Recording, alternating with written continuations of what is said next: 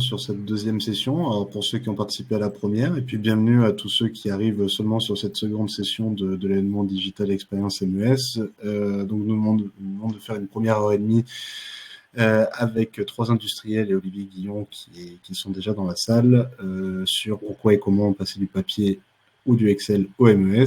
Et on va se mettre en route pour la deuxième session dont le thème est piloter ces ateliers en temps réel avec le MES. Pour ceux qui arrivent, quelques règles de fonctionnement du webinar. Seuls les intervenants et les administrateurs de webinar ont la capacité d'activer leur micro. Donc, si vous avez des questions, ça se passera dans l'onglet en bas à droite questions. Et pour toute discussion ou problème technique, je vous invite à mettre des messages dans le chat. Je peux vous dire qu'on a prévu 2 temps de questions-réponses sur l'heure et demie qui arrive. Donc, nous allons faire rapidement au nom du Club MES une petite introduction sur les missions du Club MES. Ensuite viendra le retour d'expérience de la société Eurial, représentée par Olivier Valmont, qui est dans la salle et qui se présentera juste après, et une table ronde animée par Olivier Guillon, rédacteur en chef de la revue Production Maintenance, Benoît Bockstaller du groupe SIAT, Braun, ou groupe SIAT, je crois qu'on dit ça maintenant. Oui, pardon. Et Monsieur Arnaud Drouet de la société Canametal. Voilà, sans plus attendre, je vais laisser Florent démarrer la présentation du Club MES, ce qui permettra peut-être au dernier retardataire de prendre le train en route. Voilà, merci et bon webinaire à tous. Merci. J'espère que vous voyez mon écran, parce qu'on a un petit problème de partage, j'ai l'impression. Donc, Florent Tanson, c'est bon, Marc-Antoine? Oui, on est revenu à la première slide, il me semble, Florent. Alors, le partage a sauté. Ok. Je le refais. Les aléas du direct, Florent.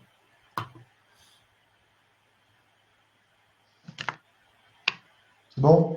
Très bien, merci, tu peux y aller.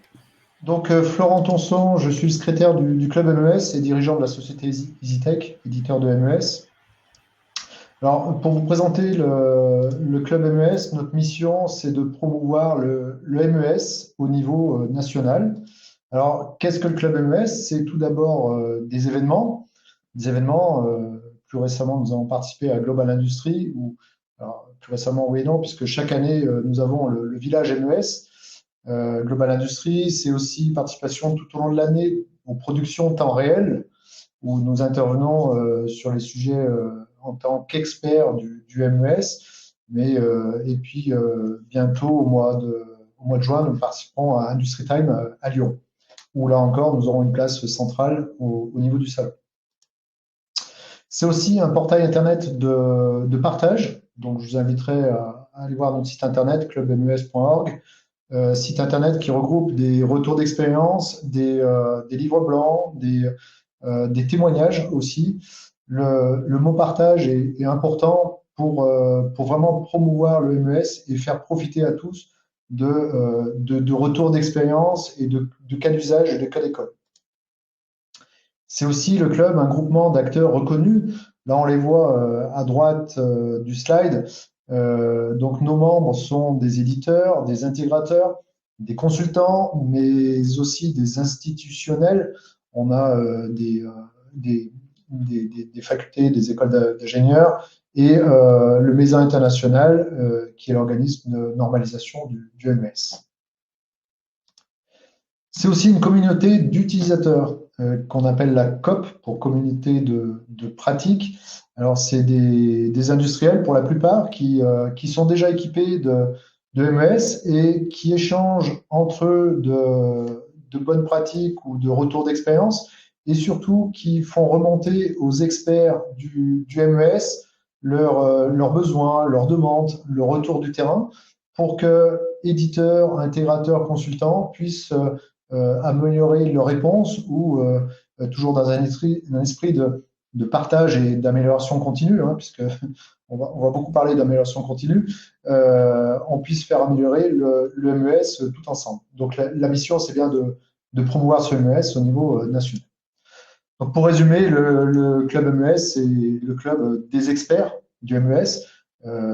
Toutes les belles petites images que vous voyez à droite de l'écran, c'est des gens qui sont pas là par hasard, c'est des sociétés qui ont été qualifiées, qui ont passé la charte d'entrée dans le club et qui vous apportent une réelle expertise et une forte expérience sur le MES. MES qui, pour nous, est le moteur de l'industrie 4.0. Voilà pour le club MES. Je vais vite laisser la parole à nos intervenants, Marc-Antoine. Je pense que c'est le plus important. Oui, tout à fait.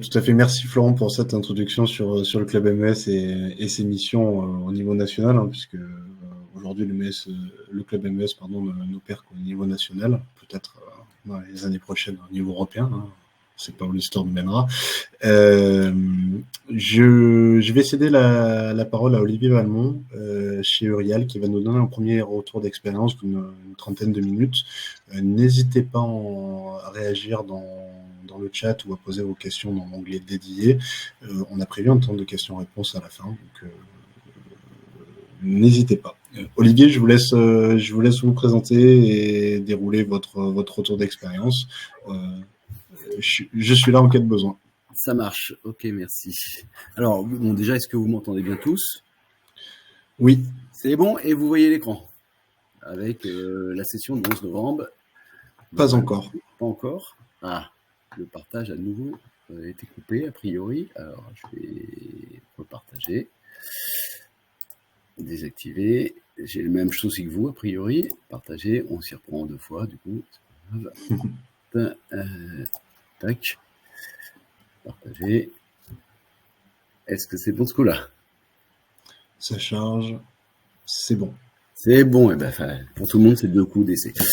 Eh bien, écoutez, bonjour à tous. Alors, je suis Olivier Valmont, je suis responsable des projets industriels et techniques pour la société Eurial Ultrafrais. Et je vais essayer de vous parler. Alors, c'est la première fois que je fais un webinar, donc je ne sais pas trop comment ça se comporte, le fait de ne pas voir les gens, de ne pas sentir leur réaction. Donc, si ceux du fond de la salle s'endorment, bah, je ne le verrai pas. Et c'est plus embêtant si ceux du premier rang s'endorment, je ne le verrai pas non plus. Mais on va essayer de vous tenir en haleine pendant quelques minutes autour de ce sujet. Alors, la première chose, évidemment, ça va être un petit peu de vous présenter mon entreprise, puisque effectivement, ça situe quand même un petit peu le contexte du besoin d'un MES en temps réel, et donc de la complexité de certains métiers comme les nôtres qui sont dans l'ultra frais. Alors, je peux pas vous parler de notre entreprise sans vous expliquer un petit peu que, en fait, Eurial Ultra Frais est un élément c'est la branche lait, pardon, on va dire, c'est la branche lait d'Agrial. Et Agrial, évidemment, ça ne vous parle sûrement pas. Quand je dis mon entreprise, en fait, c'est un petit peu un pléonasme, puisque en fait, c'est une entreprise, qui appartient à 12 000 adhérents, qui sont des producteurs de fruits et légumes, de tout ce que vous voulez. Ce sont des agriculteurs qui sont groupés dans une coopérative de filière, et qui réalisent grosso modo 7 milliards d'euros de chiffre d'affaires. Elle emploie 22 000 salariés qui sont présents dans 11 pays et il y en a quand même 13 000 en France qui réalisent en gros 70% du chiffre d'affaires de cette coopérative. Alors, l'objectif de cette coopérative est évidemment, alors attendez, je crois qu'il y a même une petite fonctionnalité qui est assez intéressante avec un pointeur, voilà, de passer de l'agriculture au consommateur.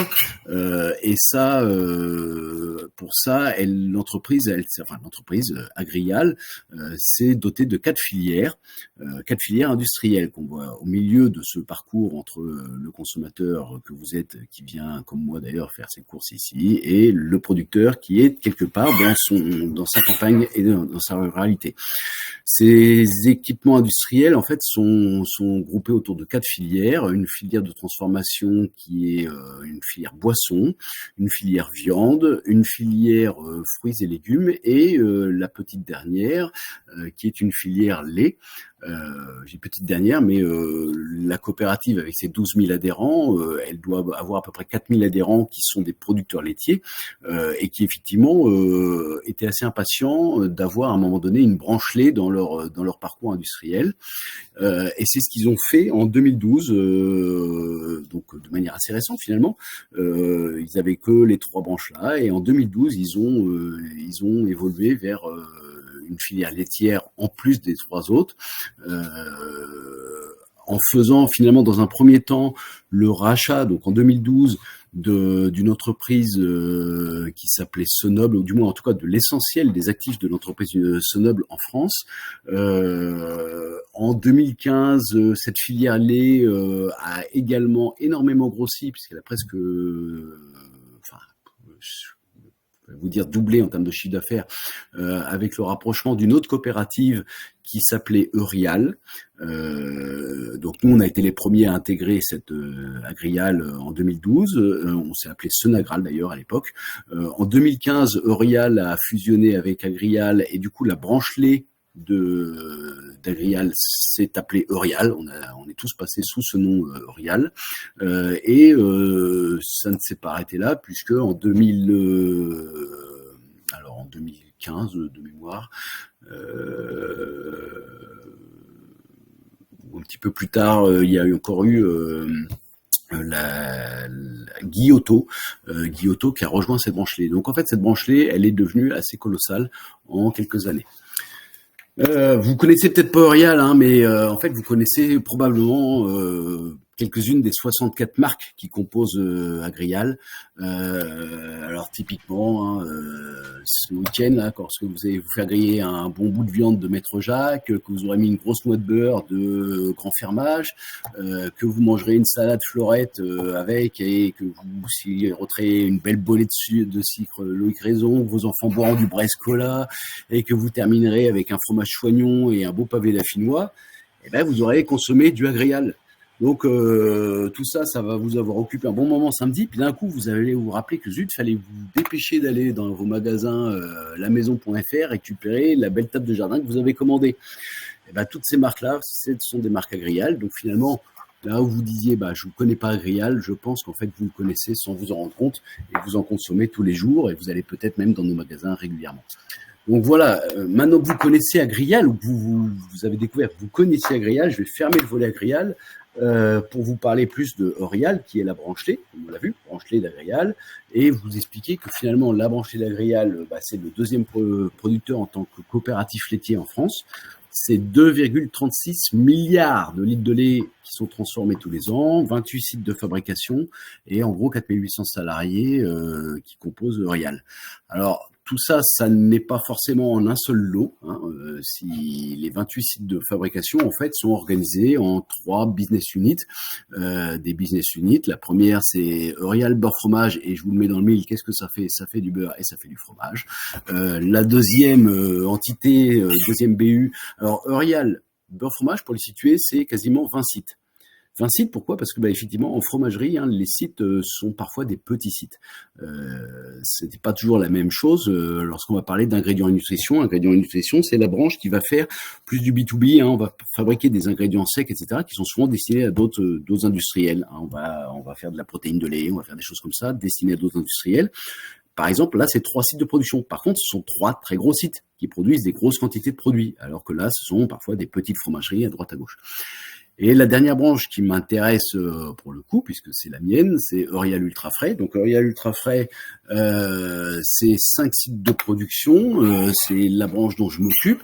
Et ces 5 sites de production sont répartis en France. Alors si je vous fais on va dire par ordre de taille des sites, on va commencer en Bretagne avec Riec-sur-Bollon. Ensuite, on passe à Gruchet-le-Valas, qui est un site en Normandie. Ensuite, on a un site dans l'est de la France qui est à Château-Salins, et un site à Loris dans le Loiret, qui est pas très loin d'ici. Et quand je dis ici, c'est là où je suis, c'est-à-dire sur le site de Jouy, qui est également le siège d'Eurial Ultra Frais, qui est une des plus grosses laiteries de France, je pense. Et tout à l'heure, je vous ai cité plein de marques, et en parlant d'Eurial Ultra Frais, en fait, on n'est pas tout à fait dans le même univers, parce que vous voyez, Eurial Ultra Frais, c'est le numéro 1 français de la marque distributeur. Donc en fait, 90% de notre activité, ce sont des marques distributeurs, donc des marques Carrefour, Auchan, Leclerc, Intermarché, Aldi, tout ce que vous voulez, et que cette activité-là, finalement, elle fait que, en gros, lorsque vous avez un yaourt Carrefour, Auchan ou Lidl ou Aldi dans la main, vous avez grosso modo 40% de chances qu'il ait été fabriqué sur l'un de ces 5 sites. Donc, voilà l'activité de Réa Ultra Frais. Et j'en ai fini avec cette présentation, mais dès cette présentation, finalement, je vais rebondir sur finalement le premier retour d'expérience qui sort de cette histoire.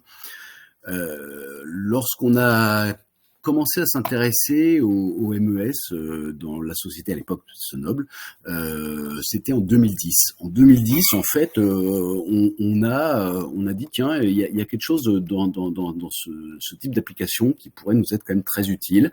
Ça ratisse large sur beaucoup de sujets et il y a des choses qui peuvent nous intéresser. On était en 2010. Le contexte était quand même pas tout à fait celui d'aujourd'hui en termes d'offres de marché.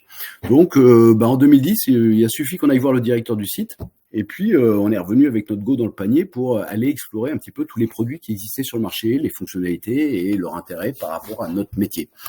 Donc, très simple, très rapide, et on est parti en exploration. En 2011, il a suffi qu'on fasse un petit passage dans le bureau du directeur industriel, pour lui dire ce qu'on avait vu, ce qu'on avait observé, ce qui nous paraissait intéressant, et on est ressorti du bureau du directeur industriel avec un go pour faire des POC. Alors quand je dis des POC, c'est pas un POC, c'était les sujets qu'on avait pu observer auprès d'un certain nombre de fournisseurs de solutions de MES. C'était des POC sur la traçabilité, sur l'interopérabilité, je l'ai un peu écorché, avec tous les automatismes de process qu'il y a dans nos usines, avec notre ERP, voir un peu comment on arriverait à communiquer avec nos machines de conditionnement et d'emballage, et puis des POC aussi sur quelle est la capacité réelle des MES à nous restituer de l'information pertinente. Donc là, vous voyez, en 2 passages dans 2 bureaux, on avait bien avancé. Et en 2012, quand on a présenté un petit peu tous ces POC et qu'on a fait nos conclusions, qui valaient ce qu'elles valaient, mais nos conclusions auprès de ces gens-là, on est très vite ressorti avec un vrai intérêt de ces décideurs-là, et ils étaient convaincus qu'il fallait qu'on passe à une étape suivante, c'est-à-dire commencer à implanter un MES sur un site, qui en l'occurrence était le site de Jouy, parce qu'il y avait effectivement de belles choses qu'on pouvait faire avec. On était dans une entreprise, c'était une PME quand même européenne, mais un seul actionnaire, patron actionnaire, très présent, un dispositif très pyramidal, un circuit de décision court. On a dit, tout à l'heure, je vous l'ai dit, en 2012, c'est aussi le moment où finalement l'entreprise a pris un virage, puisque elle est passée sous le giron d'Agrial, elle a été rachetée par une très grande entreprise qui est Agrial, et l'envergure de Rial, finalement, enfin de Sonagral à l'époque, elle a vite doublé, puisque en 2015 Rial et en 2016 Guillotto. Donc on est passé d'un dispositif finalement fonctionnel de PME-PMI à un dispositif de très très grande entreprise. Et là, votre projet qui venait d'être validé en 2012, qu'on venait de valider avec nos dirigeants de l'époque, votre projet de MES, il vacille, et pas qu'un peu. Coup de frein, temporisation, cabinet d'expertise pour voir le bien fondé d'un MES, réflexion de grande échelle, corps modèle, politique, stratégie. Je peux vous garantir que là, vous avez vite fait de vous mettre à tourner en rond, et pendant un bon moment. Donc en fait, ça m'a amené à ce premier ex que je vous partage, c'est que quand on tourne en rond, on n'avance pas. On tourne en rond, on n'avance pas. Et je peux vous dire que là, sur le principe, à défaut d'être en temps réel, le temps vous paraît long parce que finalement, on n'arrive pas à avancer sur des décisions, on n'arrive pas à faire des choix stratégiques, ils vont dans un sens puis dans l'autre. Et là, c'est énormément de gâchis. Donc, faites attention. La structure de votre entreprise, la taille de votre circuit décisionnel peut vous pénaliser dans vos projets, voire même les faire foirer parce que vous faites un choix, 2 ans après, ce choix-là, vous auriez peut-être pas fait le même parce qu'il y a de nouveaux produits, etc., etc. Donc, pensez bien à baliser vos circuits décisionnels dès le départ. Maintenant, je vais retourner à mes moutons, enfin plutôt brebis, chèvres et autres vaches, et vous parler un petit peu de ce projet qu'on a mené donc sur le site de Jouy, qu'on a commencé par mener sur le site de Jouy. L'usine de Jouy, elle a un siècle, hein, donc vous vous doutez bien qu'elle s'est pas fait en une seule journée. Hein. C'est un site industriel qui fonctionne en 3/8, 6 jours sur 7, 363 jours par an. De la traite des vaches jusqu'au produit fini, on va raisonner en heures. Et quand je dis en heures, on va pas compter un gros chiffre d'heures. Hein. On raisonne en heures. Pourtant, chaque jour, cette usine-là, elle est capable de sortir à peu près 6 millions de pots de yaourt, fromage blanc, crème dessert, tout ce que vous voulez. Donc, quelques heures entre la collecte et finalement le produit fini à hauteur de 6 millions de pièces par jour. Vous imaginez bien que le flux d'informations et le flux de données, on n'a pas attendu le MES pour être capable de travailler. Les données, elles sont gérées, elles étaient comptabilisées. La traçabilité, c'est pas du luxe, c'est dans notre ADN. Hein. Les gens qui font de l'alimentaire ultra frais, ils ont la traçabilité dans leur ADN parce que c'est votre santé qui est en jeu, celle de nos enfants, et ainsi de suite. Et même la loi vous l'impose. Donc finalement, la donnée dans notre entreprise, tout le monde en a. Hein. Le process, la prod, le magasin, le RP, la maintenance, le contrôle de gestion. Enfin, je vais pas en jeter plus. Hein, tout le monde a de la donnée. Alors finalement, pourquoi aller plus loin vers le MES, hein, on a tous de la donnée, peut-être pour suivre en temps réel, peut-être pour être un peu plus agile, un peu réactif. Puis là, vous avez votre directeur qui vous dit, attends, comment tu veux suivre en temps réel tes machines? Il y en a un paquet, elles sont parfois pas récentes. Comment tu vas savoir que telle ou telle machine est en panne, elle n'est pas capable de communiquer, en tout cas ça c'est le responsable technique qui va vous dire, oui mais celle-là je ne sais pas la faire communiquer, donc je ne saurais jamais si elle en marche ou pas. Donc voilà, vous avez des oppositions là qui apparaissent d'un coup, hein, et puis pas des oppositions qui sont dénuées de sens, hein, parce que finalement tout le monde dit qu'il a tout ce qu'il faut avec le bouc hebdo que fait le contrôle de gestion à la fin de la semaine. Ah, je sens un petit peu un flottement là. Tout le monde se dit mais qu'est-ce qu'il nous dit lui? Ouais, mais pourtant j'ai pas forcé le trait parce que ça, tous ceux qui mènent un projet MES, à un moment donné, ils l'ont entendu. Et pourquoi ils l'ont entendu alors qu'ils bossent pas dans une entreprise agroalimentaire avec un système déjà très établi parce que c'est de l'ultra frais, parce qu'il y a des délais courts et des grosses chaînes d'approvisionnement où on n'a pas le droit à l'erreur. Non, ils l'ont déjà entendu tout simplement parce que c'est hyper vrai. C'est hyper vrai. Toutes les usines et ateliers travaillent sans des MES depuis belle lurette. Tout le monde a de la donnée parce que en général, un décideur, il prend pas ses décisions sans avoir des données.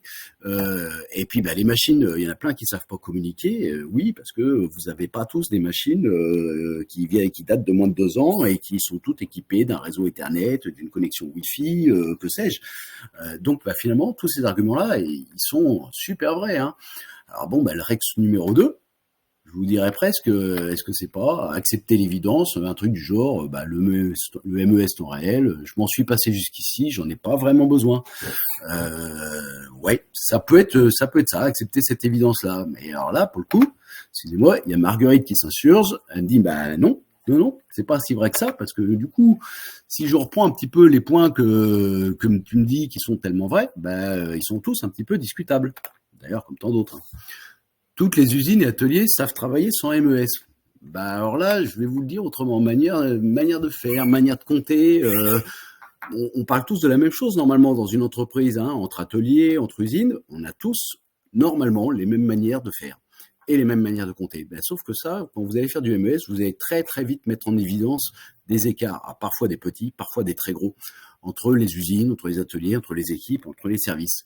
Donc du coup, finalement, on travaille sans MES, mais le MES, qu'est-ce qu'il va faire? Il va assainir tout ça. Il va vous assainir les pratiques entre ateliers, il va vous assainir la manière dont sont comptabilisées les choses.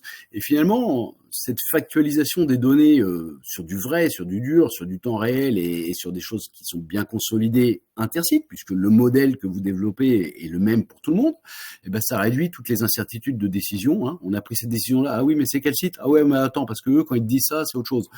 Voilà, vous enlevez tout ça. Et puis, vous facilitez l'intégration des nouveaux venus. Alors ça, je dirais que c'est quand même un point qui est quand même relativement important et qui l'est de plus en plus. Hein, parce que si vous avez une belle usine qui travaille en 3/8, y compris le week-end, hein, vous n'êtes pas super sexy pour faire venir des gens. Hein, parce qu'ils vont devoir travailler de temps en temps le week-end. Le matin, quand ils arrivent, un cadre, le matin, quand il arrive à son bureau, il s'est passé 3 jours. Hein, le matin, l'après-midi, la nuit d'avant. Donc en gros, 3 jours de boulot qui se sont accumulés avec des questions, des problèmes à résoudre tous les jours. Donc vous n'êtes pas super sexy. Alors si en plus, quand le gars il arrive, vous lui dites, bah écoute, t'as une feuille Excel, là il faut que tu fasses tes additions, tes machins pour savoir un peu ce que t'as fait. Les pilotes, bah on t'a remonté des feuilles de papier et le pilote, son outil de travail, on lui dit c'est ta machine. Et puis bah comme on est super moderne, tiens voilà un 4 couleurs, un stylo 4 couleurs pour noter tes arrêts.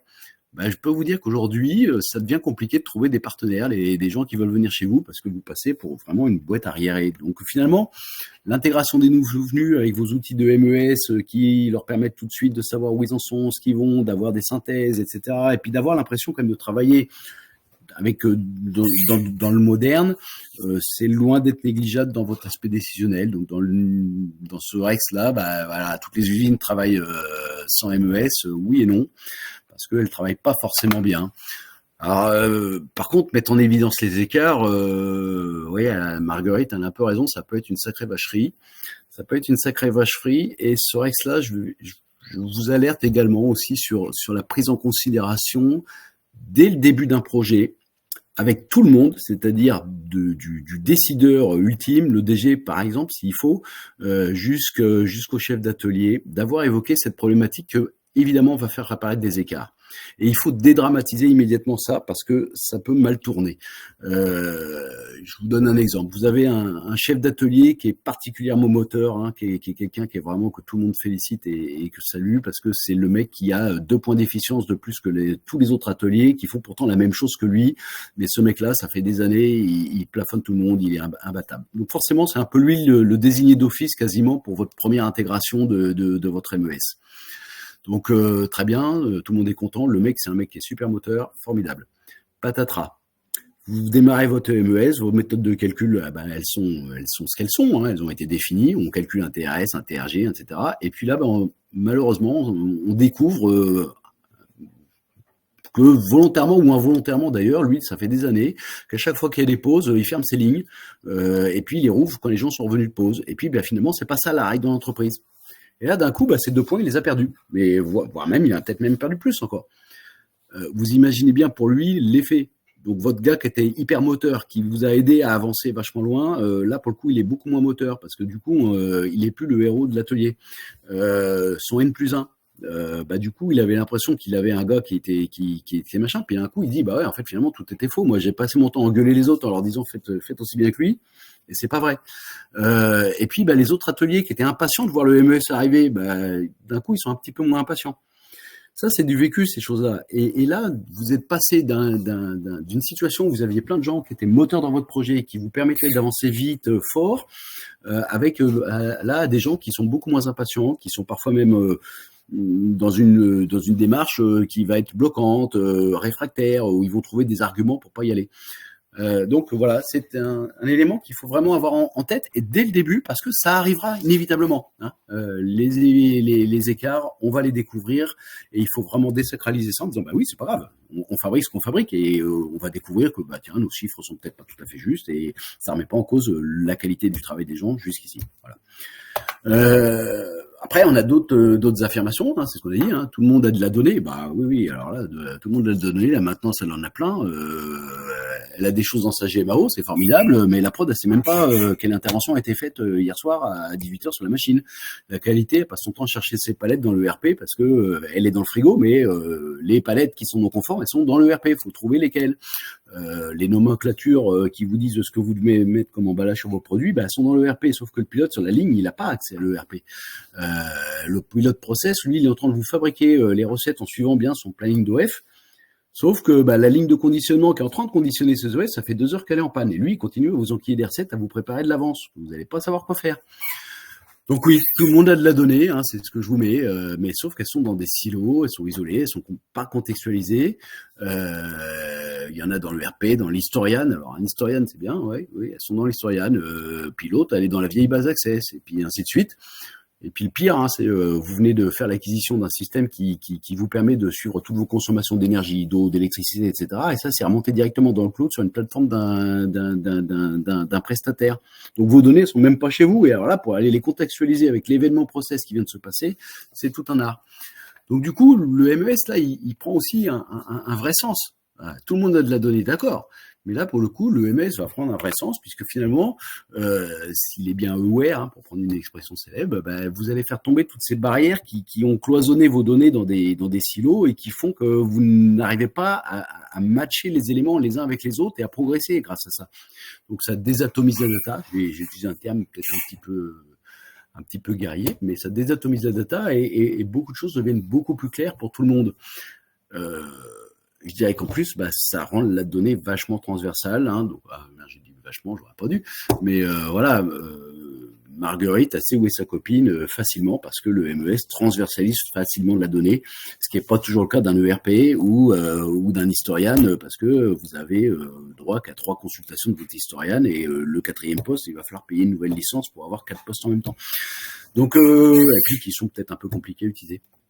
Donc, du coup, c'est un élément important parce que vous faites du MES pour être plus agile, être capable de faire correspondre finalement les données que vous avez dans votre historian. Et donc, quand je parle de données de l'historian, c'est parfois des millions de données avec vos données de l'ERP où vous avez vos numéros de palette.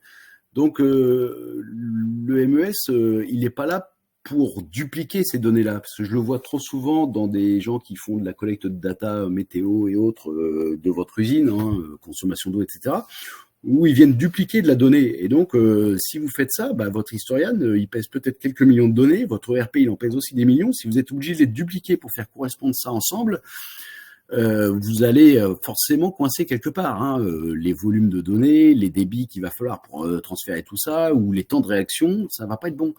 Donc du coup, les éléments de données doivent être vraiment pris en considération, quelle que soit leur source. Hein. On a parlé historian, ERP, Access, pourquoi pas, et Excel même.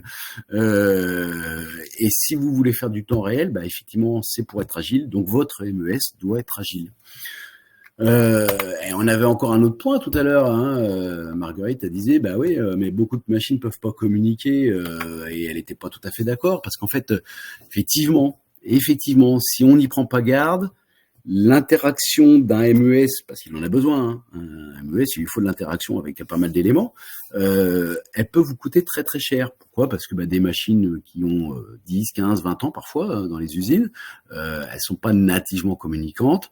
Mettre des PC, alors l'opérateur, on va lui mettre un PC pour qu'il fasse ses saisies, qu'il consulte.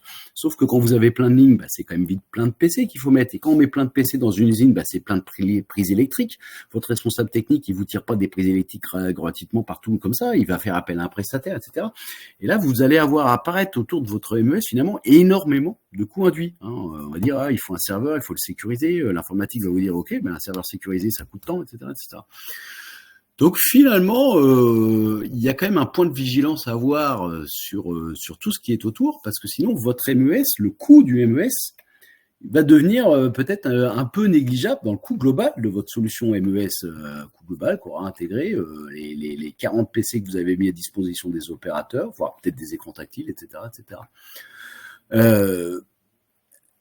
Après, il y en a qui ont réglé les problèmes, hein.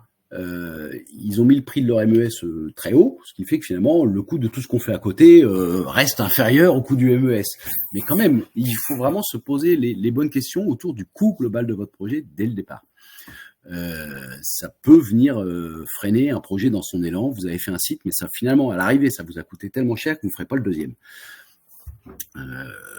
Ensuite, il y a la problématique des interactions, hein, parce que tout le monde vous dit non, mais moi j'ai aucun problème, je communique avec tout, j'utilise des clients, des drivers au PC et je vais communiquer avec n'importe quoi. Alors, dans une usine un peu ancienne, vous allez vite faire le tour et revenir avec une liste longue comme le bras, je vous le garantis, de choses qui vont pas être capables de causer avec un driver au PC. Hein. Donc, il faut quand même étudier ça de près et ne pas tomber dans le piège de dire tiens allez je fais un POC ou un test de tout ça avec finalement des équipements relativement récents. Allez chercher au contraire justement vos équipements anciens parce que c'est là que vous allez découvrir la difficulté parfois d'alimenter votre MES. Et votre MES, si vous ne l'alimentez pas, il vous donnera pas de lait. Hein. C'est le cas de Marguerite. Hein. Elle dit, moi, si vous me donnez rien à manger, la promesse que je vous ai fait de vous aider dans vos TRS, dans vos TRG, dans votre traçabilité, etc., je vois pas comment je peux la remplir. Vous me donnez pas de données. Donc du coup, vous allez chercher des solutions Et là, vous allez en trouver, hein, parce qu'il en existe. Hein. Un MES, je vais vous parler de vécu, hein, machine allemande, relativement ancienne, super, on arrive à discuter avec elle, hein, on a le driver qui va bien, on arrive à discuter avec elle. Bah, sauf que pas de chance, l'information dont on a besoin, elle n'est pas dans la machine. Elle en a plein des informations, elle est en marche, elle a ça en marche, elle a ça en marche, elle a ça en marche, mais elle me donne pas celle dont j'ai besoin, qui me dit, voilà, là tu es dans la marche que je vais appeler efficace. T'es pas en marche parce que tu es en train de te laver, t'es pas en marche parce que tu es en train de te stériliser, tu es en marche parce que tu es en train de produire. Bah c'est bien, on va appeler le fournisseur, sauf que le fournisseur c'est un Allemand. Et là, bah je vais vous faire zut, ça va coûter très cher. Parce que le fournisseur allemand, il va être obligé de retrouver un vieil automaticien qui est encore capable de mettre le nez dans ce programme-là pour aller vous le modifier, pour vous faire votre bit de marche efficace dont vous avez tant besoin. Bah du coup, bah si vous avez un MES qui est aware et qui est bien agile, bah, finalement, vous allez peut-être vous servir des informations qu'elle a et sans écrire de code, sans faire de modif de votre programme automate, vous allez recréer le bit marché qui est efficace dont vous aviez besoin. Et ça, c'est du vécu. On l'a fait en 10 minutes et je peux vous garantir qu'on n'a pas eu besoin des Allemands. On n'a pas touché au programme automate, donc on n'a pas nécessité une intervention spécifique, une revalidation des fonctionnalités de la machine. On a recréé finalement, grâce au MES, en quelques minutes, l'information exacte dont on avait besoin. Et ça peut être des choses qui sont pas toujours présentes dans les solutions. Donc pensez-y, ça prend du sens dès que vous allez commencer à causer avec vos machines. Alors là, évidemment, vous avez trouvé des solutions. Je vous en mets même une petite dernière. Les solutions, on a des machines anciennes où on n'a pas forcément besoin de récupérer beaucoup d'infos, mais on a besoin de savoir qu'elles marchent ou qu'elles ne marchent pas ou qu'elles sont en panne. Et ben, avec notre prestataire, à nous, on a développé une liaison d'interface avec du matériel. Alors, c'est distribué en France. Hein, allez, on va les citer puisqu'ils font pas partie du club MES, c'est Patchlight, où ils ont des verrines communicantes. Donc finalement, toutes les machines du monde quasiment ont des verrines lumineuses, hein, les petites colonnes comme vous voyez là. Ben, finalement, je remplace sur ma machine ma colonne lumineuse actuelle, hein, qui était une vieille colonne. Je mets celle-là à la place, donc c'est basique, hein, le fil bleu sur le fil bleu, le fil blanc sur le fil blanc, le fil rouge sur le fil rouge. Et puis bah, d'un coup, d'un seul, Productis, lui, il arrive à me rapatrier toutes les infos et je sais en permanence dans quel état est ma machine et même mieux que ça, je sais même combien de pièces elle a fait. Donc vous voyez, en vous frottant au problème, finalement, vous tombez sur les os rapidement et vous dites « Ah oui, ça va peut-être pas aussi merveilleux que ça ». Et 2, vous allez du coup aller trouver des solutions qui vont vous débrouiller votre problème et rendre votre projet possible à un coût quand même plus raisonnable. Là, on est Corex numéro 4, hein. Donc, on parlait de communication, ça aurait pu être Apollo 13, parce que la communication, c'est Hello Houston, est-ce que j'arrive à communiquer? Vous vous dites peut-être, ah oui, il y a finalement pas mal de questions que je me suis pas posées. Ça se complique un petit peu parce que finalement, j'ai peut-être pas approché les sujets tout à fait dans leur intégralité, parce que quand je discute avec un fabricant de MES, c'est pas lui qui va me dire attention. Vous allez galérer derrière et ça va vous coûter quand même un petit peu plus cher que juste ma solution. Donc, du coup, vous avez un peu l'impression de rentrer dans une jungle. Et ça, malheureusement, les questions, vous allez les voir défiler, hein, parce que le MES, c'est le fun du MES finalement. C'est que ça ouvre les chakras des gens. Hein, donc tout le monde vient vous demander des choses en disant disons avec ça, est-ce qu'on peut faire ça, est-ce qu'on peut faire ça, et vous allez vite être un petit peu noyé dans des points de détail, je pense. En tout cas, moi je les considère comme ça. Pour plein de raisons. D'abord, la première, c'est que vous connaissez pas forcément tous les détails du métier et le gars qui vous pose sa question en disant est-ce que je vais pouvoir paramétrer mon data sur la ligne, vous en savez pas forcément grand-chose parce que vous connaissez pas bien les machines qu'il utilise et puis vous connaissez pas encore bien le MES que vous êtes en train d'installer. Donc vous avez pas encore approché toutes ces fonctions. Donc les SQ et SQ, il faut que vous fassiez attention de ne pas vous y perdre parce que sinon, vous allez à nouveau revenir rapidement sur le Rex numéro 1 et tourner en rond. Et quand on tourne en rond, vous avez retenu, on n'avance pas beaucoup. Donc, ces points-là, je dirais qu'il faut également les retenir avec une approche qui est de se dire, votre logiciel, de toute façon, il va évoluer. Il va évoluer parce que les constructeurs et les intégrateurs de logiciels, les distributeurs, en fait, ils font vivre leurs produits en permanence avec des gens comme nous qui leur remontent des infos, des utilisateurs, le club MES, ou des choses comme ça. Et donc finalement, il y a des fonctions, ok, elle n'est pas là. Bon, mais pour autant, elle n'est pas là aujourd'hui. Mais en fait, le temps que vous arriviez au déploiement de cette fonctionnalité-là, lui, ça fait bien longtemps qu'il l'aura implémenté dans son système. Donc ne vous perdez pas en disant ah il y a pas ça, celui-là il l'a, celui-là il l'a pas. Cette liste de prévert, vous la laissez de côté 6 mois, vous revenez dessus et elle veut plus rien dire. Elle veut plus rien dire parce que celui qui avait la fonction, maintenant tous les autres ils l'ont, ils en ont même une un peu mieux parce que comme ils sont arrivés un petit peu après, ils ont même tiré de l'expérience de ce qu'il ne fallait pas faire. Donc toujours pareil, ne vous arrêtez pas à ce qu'il y a, ce qu'il n'y a pas. Partez aussi du principe que votre intégrateur ou votre fournisseur de solutions, il a une feuille de route et qu'il va vous dire oui, ça, je sais que c'est intéressant et je suis en train de le faire. Vous l'aurez et la question se pose, est-ce que c'est indispensable à la date ou pas? Vous avez aussi un autre écueil qui peut vous perdre dans cette jungle, hein, c'est que vous avez quand même beaucoup de gens qui disent non, mais moi je veux un truc simple. Ah, ça c'est trop compliqué, je veux un truc simple. Ça, vous allez l'entendre des centaines de fois. Il faut être vigilant avec ça parce que souvent, à force d'imaginer qu'on peut faire simplement et qu'il n'y a peut-être pas besoin de mettre de complexité sur tel et tel sujet, on arrive souvent sur des solutions simplistes. Mais simple et simpliste, c'est pas la même chose. Voilà. Simple et simpliste, vous allez vite être déçu parce que oui, vous aurez fait les choses simplement. Finalement, vous allez trouver une belle astuce pour faire les choses simplement. Et puis, quand vous allez être vraiment au contact de cette fonctionnalité-là dans votre vraie vie de production, vous allez vite vous dire ah ouais, mais voilà, là, par contre, du coup, le résultat il est un petit peu simpliste et j'ai pas l'information avec la pertinence que j'aurais souhaité avoir. Donc, méfiez-vous. À vouloir faire trop simple, c'est ignorer un adage tout simple. Hein, c'est que pour qu'un objet ou un outil soit simple pour un utilisateur, souvent derrière, il y a des choses très compliquées. Hein. Quand sur votre téléphone, vous faites un glisser vers la gauche et que ça supprime un fichier, je peux vous garantir que c'est pas quelque chose de si simple que ça d'un point de vue fonctionnalité du logiciel. Derrière, cet adage-là, il vient également... méfiez-vous, hein, traverser la jungle. Il y a un illustre personnage de cinéma qui le fait avec une liane. Hein.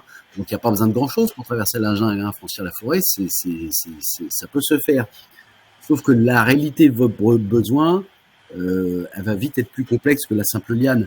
Vous allez rapidement vous apercevoir qu'avec une liane, il n'y a pas beaucoup de gens qui vont être capables de l'utiliser et qu'il faudrait peut-être mieux une vraie passerelle avec un vrai pont et que tout le monde puisse passer dessus. Et donc, vous allez prendre de la hauteur en faisant ça. Hein, construire un pont, c'est quelque part se poser un certain nombre de questions qui vous font prendre de la hauteur et qui vous aident finalement à commencer à voir clair au milieu de cette jungle. Vous allez vous poser des questions sur les échanges dont vous avez besoin. Beaucoup de gens travaillent avec un ERP, c'est notre cas, hein, et nous, le ERP, c'est le maître des clés dans beaucoup de domaines. Les OF, on pourrait les faire dans notre MES au départ, mais non, ils sont faits, ils sont planifiés, ils sont agrégés dans notre ERP. Et c'est notre ERP qui va les fournir au MES en disant, voilà, il y a ça à faire. On les organise comme on veut, mais c'est l'ERP. Ah oui, mais discuter avec un ERP, c'est pas toujours gratuit. Hein. Si votre IT, ils gèrent pas eux-mêmes les couches de communication qui font appel à des prestataires extérieurs, quand on va dire, OK, il faut que vous nous descendiez ça dans le MES, ils vont vous dire, OK, mais ça coûte tant. Et si vous ne l'avez pas visionné dès le départ de votre projet, ça peut vous faire un petit peu une addition supplémentaire qui ne sera pas négligeable, qu'il faudra aller vendre à nouveau à votre décideur. Après, vous avez les échanges avec les opérateurs. Hein, je vous en ai parlé tout à l'heure. Hein, les PC, les prises de courant, le Wi-Fi dans l'usine, avec la problématique de sécurité, d'accès. Tout ça, c'est pas forcément du premier coup que ça arrive. Et les coûts de tout ça peuvent exploser. Hein. Quand l'informatique vous dit, OK, on va vous mettre du Wi-Fi dans une usine qu'on n'a pas, ils vont pas vous venir en disant, je suis allé au carrefour du coin, je t'ai acheté 3 routeurs et je te les installe où. Hein, ça va pas se passer comme ça. Ça va être beaucoup plus compliqué. Une fois qu'on a parlé des accès avec l'opérateur, c'est les infos de terrain, comme je vous disais.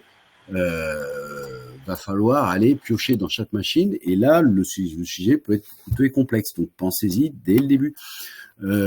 Ensuite, alors pensez-y avec vos fournisseurs, avec les gens qui connaissent bien vos machines. on parlait de MES quand vous construisez votre pont. À un moment donné, vous allez vous dire, oui, on va parler dans différentes langues dans mon entreprise. J'ai un site en Angleterre, comment je fais? Bon, voilà, ok, on est dans le propre du langage. Mais le langage, c'est pas que ça. Quand vous avez votre MES et puis que votre usine, votre entreprise, elle s'est pas créée, elle a pas 2-3 ans derrière elle, elle en a peut-être 10-15. Donc vous avez votre système d'information.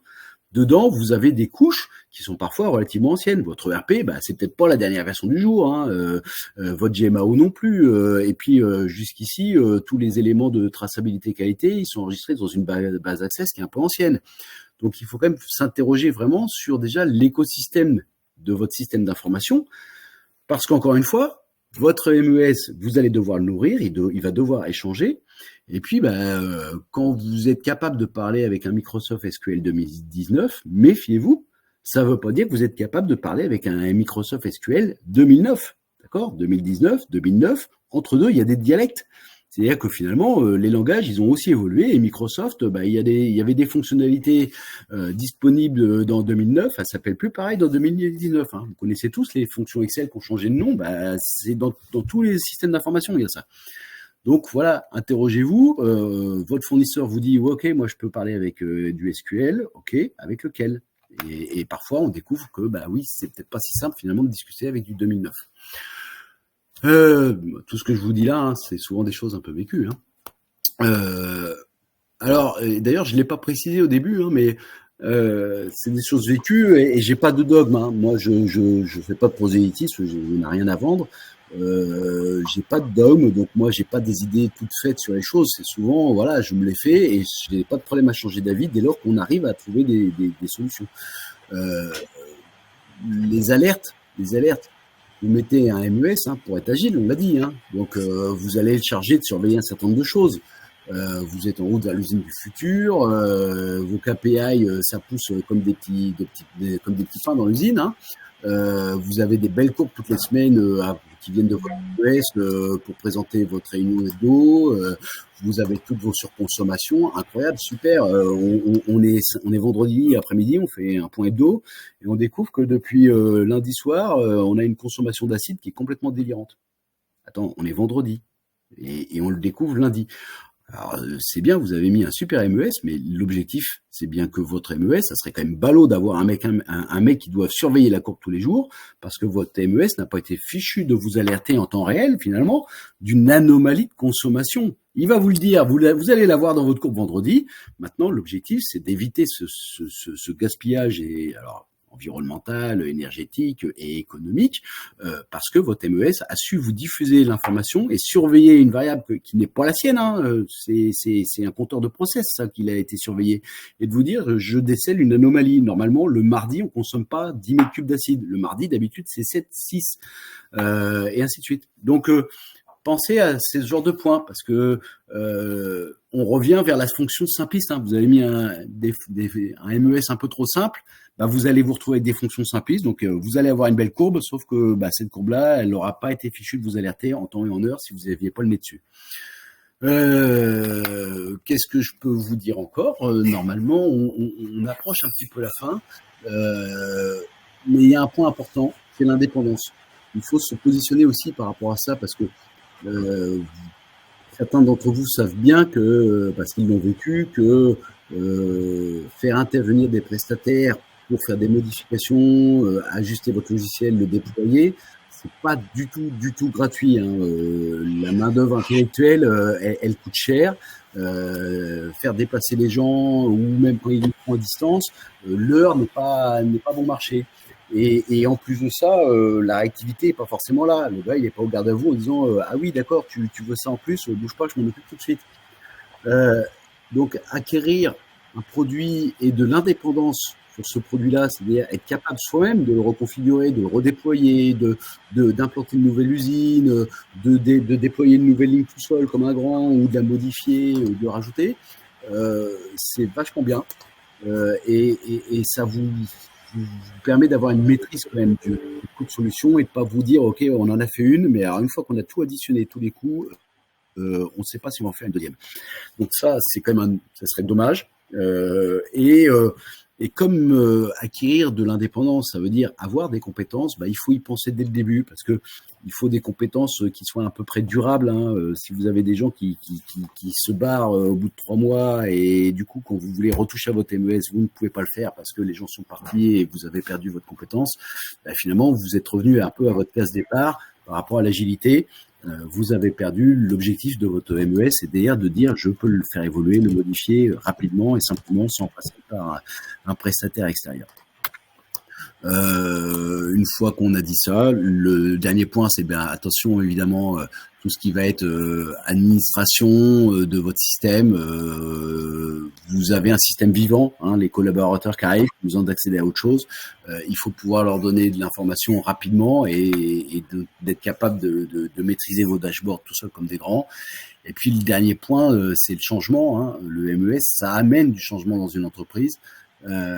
Et le changement, il est plus facile à véhiculer par des personnes qui ont bien en tête les aspects métiers auxquels s'adresse le MES. C'est une des clés de la réussite et c'est pour ça que je terminerai un petit peu sur ce retour d'expérience aussi. C'est le spectre de compétences que vous allez devoir finalement faire tourner autour de votre MES, il est important. Parce que ça va du métier jusqu'à des métiers de l'informatique globalement, et donc il vous faut une petite équipe parce que toujours règle numéro 1, trop de monde on n'avance pas, donc une petite équipe de gens qui sont passionnés et qui sont très pluridisciplinaires. Pensez-y, ça se construit, ça ne s'improvise pas. Ça ne s'improvise pas et une fois que vous avez cette petite équipe, là vous allez arriver à franchir des montagnes très rapidement.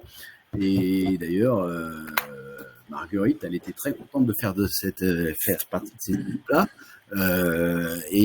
Du coup, voilà ce qu'ils ont réussi à nous faire de notre forêt vierge, sans nous mettre sur la paille. Elle a raison, parce qu'effectivement, ça a été des clés de réussite pour des projets qui ont été dans des enveloppes budget très raisonnables et qui continuent à l'être, puisque aujourd'hui, nous, on attaque les déploiements sur 3 sites, 3 sites supplémentaires. Donc, vous voyez qu'il y a moyen d'y arriver. Je crois que je suis à peu près au bout et j'ai été sûrement un peu long, mais je suis désolé. Le sujet est important. C'est pas grave, Olivier. Je vous remercie pour. Je vous remercie. Et puis maintenant, je vais aller voir. Ça va être à vous de jouer. Moi, je vais aller voir où en est le lait de Marguerite. Je vais prendre mon suivi temps réel et je vais aller voir un petit peu si Marguerite a bien envoyé son lait et qu'il a été dépoté. Et puis, si vous avez besoin, je suis là justement pour répondre à toutes vos questions. Bien, je pense qu'on va directement enchaîner sur la table ronde parce que j'ai pas eu de questions pendant la présentation, Olivier. Vous avez la possibilité de rester avec nous encore une 20-25 minutes, Olivier. Oui, je reste. Très bien. Donc je vais passer la parole à Olivier Guillon, rédacteur en chef du magazine Production Maintenance, qui va animer la prochaine table ronde en compagnie de Benoît Bockstaller côté groupe SIAT et de Arnaud Drouet chez Canametal. Donc Olivier, je te laisse la parole et n'hésitez pas à réagir pendant la table ronde.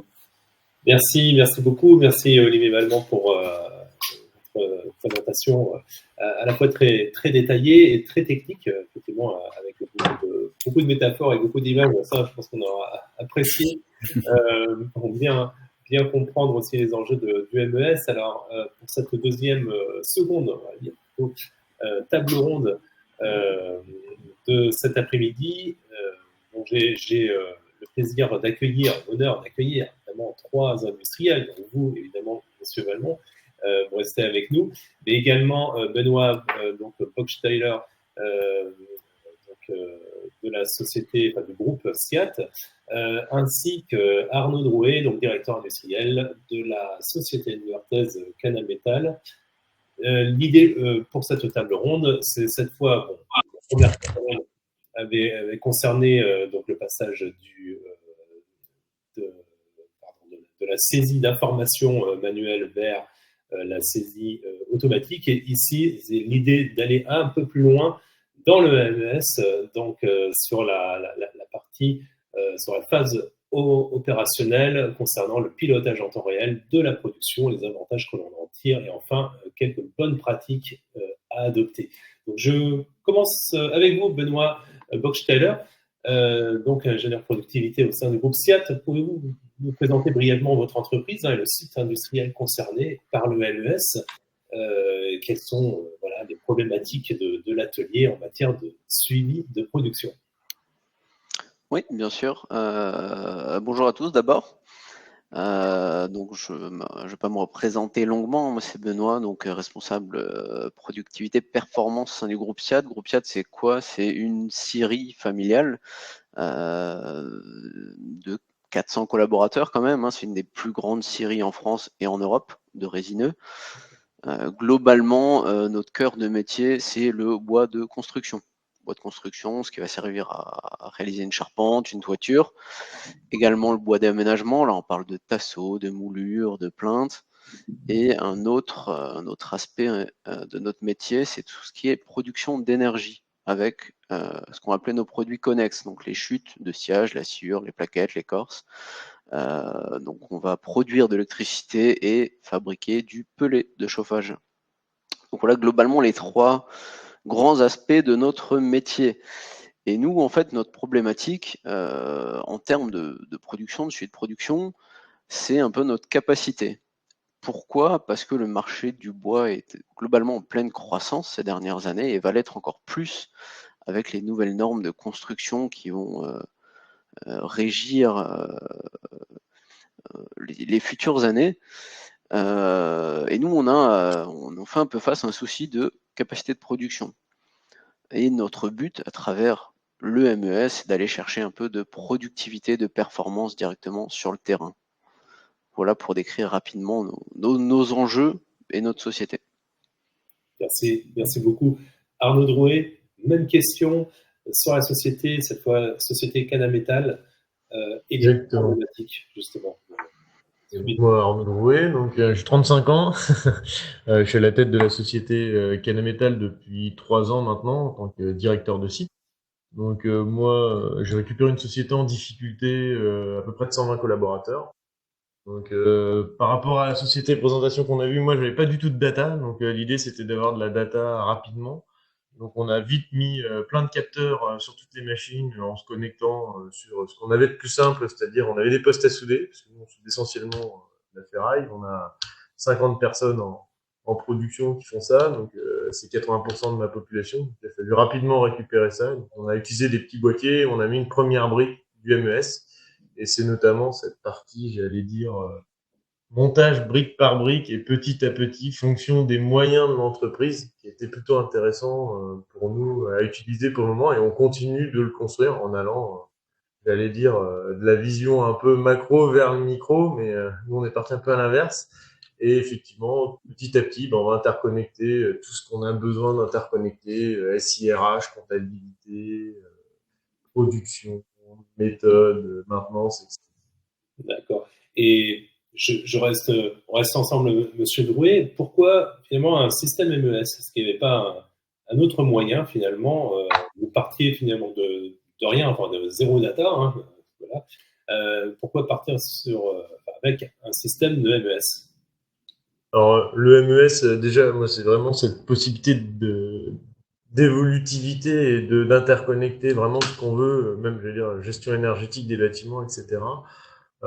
C'est plutôt la possibilité d'évolution en fait. Un ERP, on en avait déjà un système SIRH, on en avait un, tout était très bien utilisé, quasiment, au défaut d'utilisation près, j'allais dire. Donc quand on a regardé un peu ce que tout le monde faisait, c'était bien, mais on s'est aperçu que j'allais dire dans le système, par exemple pour la production, on allait rentrer le nom, le prénom de la personne, son matricule. À la RH, je vais rentrer le nom, le prénom, voilà, de la personne et son matricule. Et après, en comptable, pour faire mes fiches de paie, je rentre le nom, le prénom, etc. Et on s'est aperçu qu'il y avait quasiment 80 saisies qui étaient faites, il y avait 80 data qui étaient saisies plus de 4 fois, en fait, dans nos différents systèmes. Et on s'est dit comment on peut interagir avec tous ces systèmes sans finalement briser ce qui était en place, repartir de l'existant, et effectivement aller vers quelque chose de plus construit et vers une usine 4.0 de ce point de vue-là. Monsieur Balmont, on revient un moment ensemble. Alors, on va pas refaire tout, tout l'historique de. Non, surtout pas. Surtout. J'ai- En revanche, sur la question, effectivement, la question du MES, un peu la même question finalement. Pourquoi un MES plutôt qu'un autre système informatique? Bah, alors déjà, on avait un ERP. Face à ça, on sait toujours que les outils qu'on développe, c'est aussi des hommes derrière. Moi, j'avais déjà une proximité avec des gens qui font du MES. Hein. Je vais pas citer. Enfin, si je peux les citer, je les cite. Les gens de chez EasyTech, notamment. Effectivement, ce rapport de confiance aussi a fait qu'on allait vers cette solution. J'avais un ERP qui est un petit ERP, donc peu de personnel à mettre en face pour le développement. Le SIRH, bah, c'était un gros SIRH, donc peu de possibilités d'évolution sans des frais énormes. Et en fait, c'était la solution, j'allais dire, à moindre coût. En termes d'organisation, fallu récupérer de la data de vieux matériel et en fait on s'est aperçu que bah, faire nous-mêmes c'était aussi un point de décision important et on pouvait pas faire nous-mêmes sur les autres c'était pas de l'open source entre guillemets même si c'est pas vraiment de l'open source mais on n'avait pas cette possibilité de le faire nous-mêmes et de faire nos propres tableaux de bord facilement et on avait une multiplication de l'Excel, donc on s'est dit bah, plutôt que de faire de l'Excel, on va faire de l'Excel nouvelle génération, c'est-à-dire avec un MES et aller chercher les informations à droite, à gauche. Il n'y avait pas forcément d'outils d'interconnexion de bases de données qui se faisaient comme ça. Et j'allais dire, au-delà de l'interconnexion de la base de données, c'était aussi pouvoir faire des modules qui n'existent pas ailleurs. C'est faire du spécifique, mais finalement avec du standard à des coûts nettement moins élevés. Ça, c'est une bonne remarque, ça, faire du spécifique avec du standard. En fait, par rapport à votre question, le MES, moi, je le considère aujourd'hui dans un système d'information, c'est un peu la cheville ouvrière. Hein, tout le monde a vu les petits schémas qui vous positionnent le RP tout en haut, le MES au milieu, les couches de HMI en dessous. Le MES, c'est vraiment la cheville ouvrière parce que de par sa naissance, de par son concept même, il est amené à communiquer avec au-dessus, avec en dessous, à côté, à droite, etc. Et donc, c'est exactement ce que disait Arnaud, c'est que finalement, c'est le bon élément pour essayer de fédérer un petit peu les informations transverses de l'usine. Vous pouvez éventuellement le faire avec votre ERP, remonter tout ça dans l'ERP, mais la maille d'un ERP, c'est la journée. Et quand vous demandez à un système qui comme l'ERP, de travailler du temps réel, il sait pas faire, c'est pas son job. Donc vous allez faire un truc pourri. Vous pouvez demander à votre GMAO d'enregistrer évidemment les opérations de maintenance, mais également aussi les remarques d'un opérateur de production suite à une intervention de maintenance. Et de vous donner le TRS de votre machine, puisque finalement, quand elle est en panne, c'est bien la GMAO qui va à un moment donné être sollicitée pour, mais c'est pas son job. Donc le MES, c'est la cheville ouvrière au milieu de tout ça, et c'est exactement ce que disait Arnaud aussi, c'est finalement arriver à faire du spécifique avec un générique. C'est un élément important parce qu'il existe de plus en plus sur le marché des spécifiques.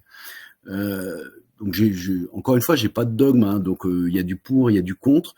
Le spécifique vous entraîne inévitablement aussi dans une méthode. Voilà, vous avez un produit spécifique agroalimentaire, donc on va venir tout de suite vous bassiner avec la CFR Part 11 qui est très à la vogue dans la pharmacie, dans ceci, dans cela.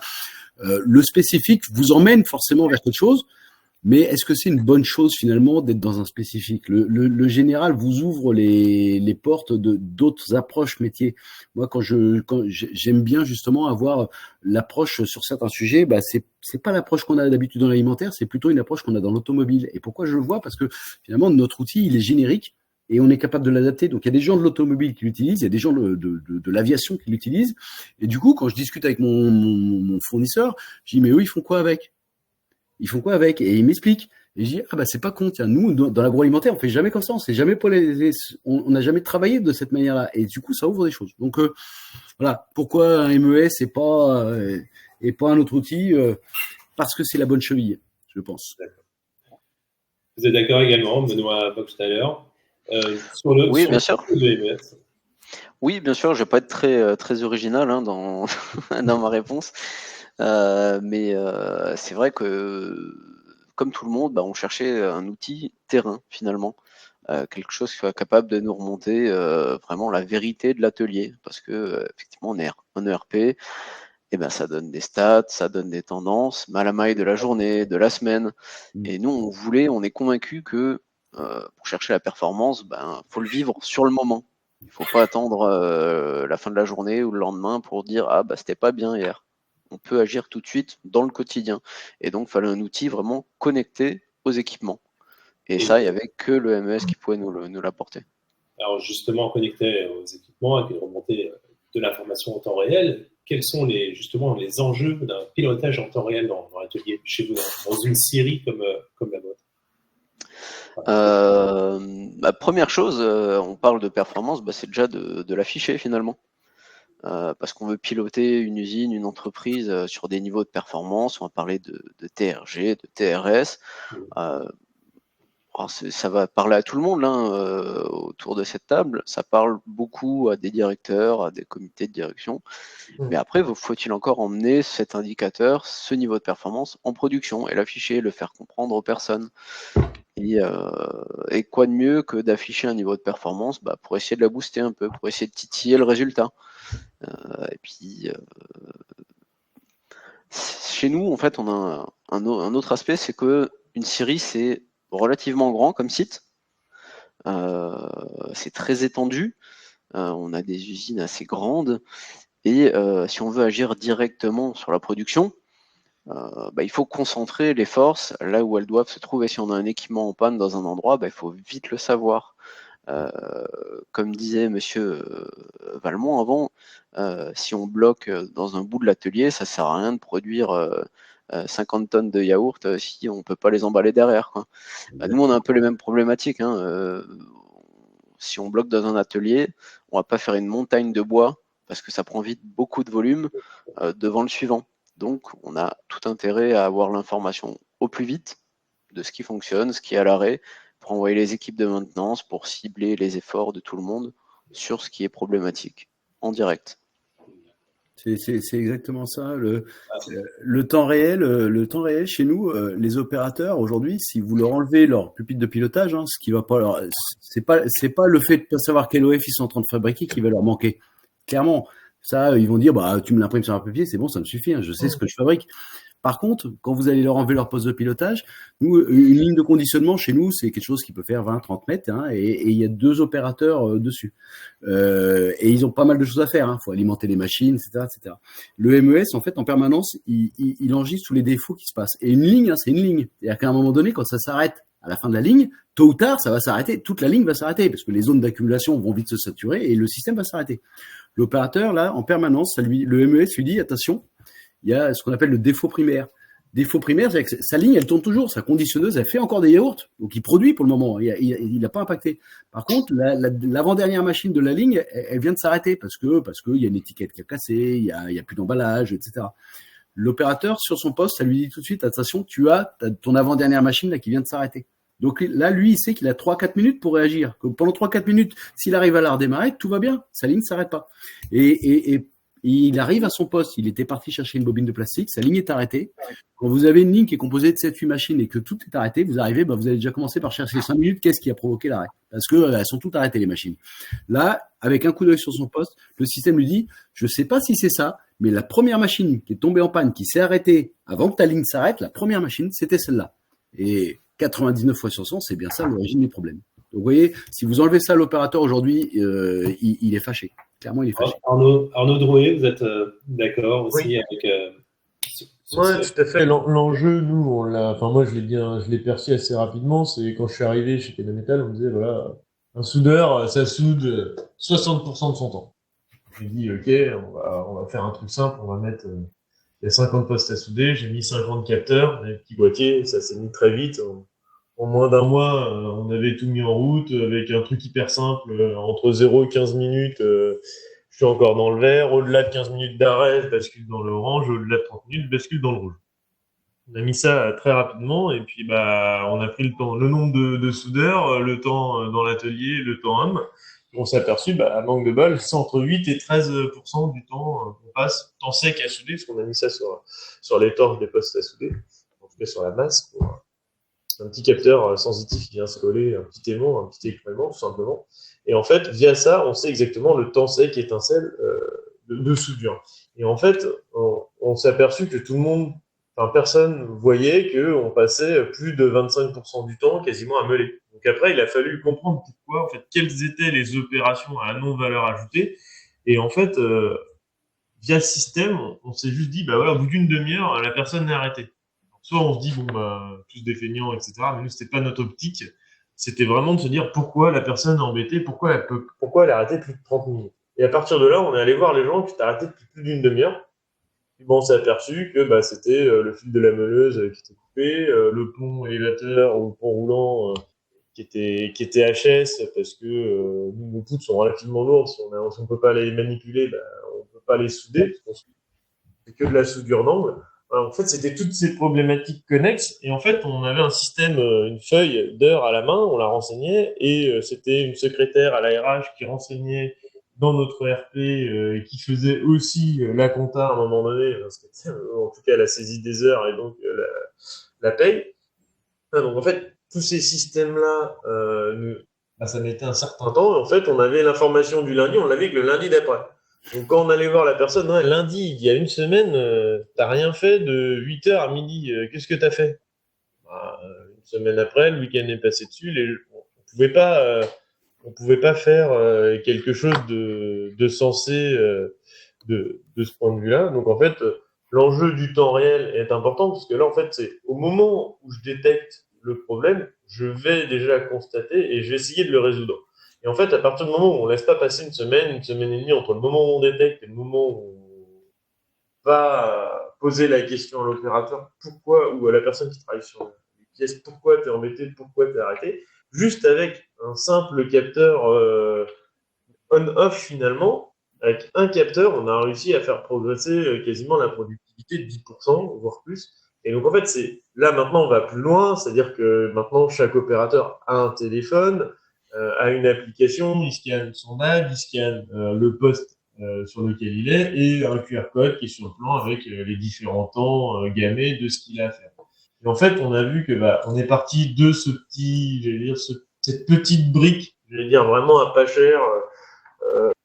De constat et puis petit à petit on est en train de structurer pour que ça devienne des éléments construits et du coup qu'on peut mesurer en permanence, c'est-à-dire que maintenant je sais que quand j'ai mon temps de soudure qui arrive en dessous 30 heures dans mon atelier, tout de suite j'ai les warnings, on se réunit, quel est le nombre d'intérim, quelles sont les fabrications en cours, est-ce que c'est plutôt en termes de typologie de fabrication, on se pose des questions beaucoup plus tôt, on se pose des questions au lieu d'attendre 7 jours voire plus, parce que si la personne qui était pas là pour faire la petite saisie manuelle, on attendait on attendait peut-être 8, 9 jours, 10 jours. Mais en fait, on perdait énormément dans l'activité, et cette activité, aujourd'hui, elle est au cœur de notre métier. Et par rapport à tout ce qui est spécifique métier, ça permet de faire quand tout le monde fait la même chose, charpentier métallique, tout le monde fait la même chose, ça permet de faire des choses spécifiques dans notre métier que les autres ne pourront pas faire facilement. Parce que finalement, nos indicateurs, c'est les nôtres. Et c'est pas quelque chose qu'on va retrouver à droite, à gauche, etc. Donc ça permet de faire du spécifique et d'être un peu conservateur et j'allais dire de garder un peu de lead sur notre marché aussi. Si vous deviez résumer, Arnaud Drouet, finalement les avantages et les bénéfices du MES, pilotage en temps réel, bénéfices chiffrés ou non d'ailleurs, mais quels avantages tirez-vous concrètement du MES? Ça nous permet, entre autres, de vérifier. Nous, on fait un bâtiment en France. Il n'y a jamais deux bâtiments pareils. Et comme on fait, chaque bâtiment est quasiment un prototype. Alors, on fait pas que du bâtiment. On se diversifie aussi un petit peu. Mais comme chaque bâtiment est spécifique, l'enjeu c'était de se dire comment je fais de ce bâtiment spécifique finalement un produit industriel qui n'est plus spécifique. Et donc le MES nous a beaucoup aidé dans ce sens-là. D'accord. Olivier Valmont, au risque de se répéter un petit peu, mais voilà, si vous pouviez résumer finalement les avantages que vous avez tirés du MES, notamment sur la remontée en temps réel, pilotage en temps réel de la production. En fait, Des avantages, il y en a vraiment plein. Il y a tous les avantages pour un opérateur qui a de l'information qu'il n'avait pas avant, qui est disponible. Il y a de la remontée d'infos. Je vous ai dit, hein, un site qui travaille en 3/8. Le chef d'atelier, il est pas là H24. Donc lui, le matin, il arrive. Avant, il avait un cahier de consignes plus ou moins bien rempli, où il savait ce qui s'était passé la nuit. Plus ou moins bien rempli. Hein. Là, maintenant, avec le MES, ils ont des infos. Moi, je les vois passer le matin, les rapports que eux consultent. Le pilote lui met le détail de pourquoi, comment, pour les choses. Et tous les arrêts ont été qualifiés. Donc, vous avez la possibilité pour la maintenance de dire, OK, bah, finalement, tiens, on a une tendance qui est en train de s'aggraver sur ce poste-là de telle machine. Pour la qualité, c'est l'accès à de la traçabilité très rapidement, très simplement. 3 clics et vous avez récupéré le parcours de votre produit de A à Z. Et ainsi de suite. Je vous dirais qu'il est presque aujourd'hui plus facile de dire qu'est-ce qu'on risque à ne pas l'avoir fait et combien ça pourrait, enfin, quel serait le sinistre de ne pas l'avoir fait aujourd'hui que de dire, de justifier de l'avoir fait. C'est tellement aujourd'hui, c'est tellement important dans des systèmes comme ça. Vaut mieux se dire, mais si je fais pas, finalement, je risque quoi? Je risque de me retrouver complètement à l'ouest par rapport à ma concurrence quand un client va me demander combien coûte mon produit à fabriquer, ou même que moi, je veux vouloir l'étudier. Je veux rentrer dans le détail de mon produit. Le MS nous permet d'entrer dans le détail. Parce qu'il y a des légendes, il y en a, hein. Il y en a un paquet sur le temps réel qu'on a mis à faire quelque chose, combien de pièces on a consommé réellement, etc. Là, vous avez en permanence une traçabilité, une interopérabilité, et vous vous posez plus de questions en disant ouais, ok, il y a des gens qui ont l'information là, mais les autres l'ont pas. L'information, vous êtes capable de la transversaliser facilement, rapidement. Il n'y a pas de limite. Et ça, tout ça, c'est devenu indispensable aujourd'hui. Vous êtes dans un monde où si vous ne le faites pas, vous allez vous en mordre les doigts, clairement. Benoît, également sur les avantages de MES, notamment sur les problématiques que vous évoquiez en début de table ronde. Quels sont les avantages, je pense qu'on a vraiment gagné en performance, alors que ce soit dans la partie administrative, hein, mes collègues l'évoquaient aussi. Avant MES, c'était 30-40 minutes par jour pour charger les données de production de la veille, et ça, c'était que les charger. On n'en faisait rien à ce tarif-là. Hein. Aujourd'hui, on arrive au bureau le matin, on a tous les rapports de production qui sont prêts, qui sont ultra précis. Donc ça, on a piloté via du Power BI, hein, un peu en parallèle du MES. Mais aujourd'hui, ça nous permet de détailler toutes nos causes d'arrêt, de mesurer nos arrêts, et au lieu de passer du temps à relever les temps d'arrêt, à essayer de mesurer quelque chose, on passe du temps sur nos plans d'action. On alimente nos rubriques d'amélioration et on cherche vraiment la performance en production, grâce à tout ce qui a pu être piloté, catégorisé au jour le jour. Et on gagne beaucoup en réactivité. Parce qu'on n'attend plus, et comme disait Arnaud, on n'attend plus la semaine d'après ou le mois d'après de se dire tiens, pourquoi on était mauvais? Alors on l'attaque directement le lendemain ou voire le jour même. Ça, c'est vraiment un gros gain de performance. Hein. Et puis il y a l'aspect purement performance opérationnelle, où on a constaté que finalement, rien que de visualiser, d'afficher de la performance en production, et le niveau de performance, il monte tout seul. C'est un peu le fait de vouloir se challenger soi-même, j'ai envie de dire. Hein.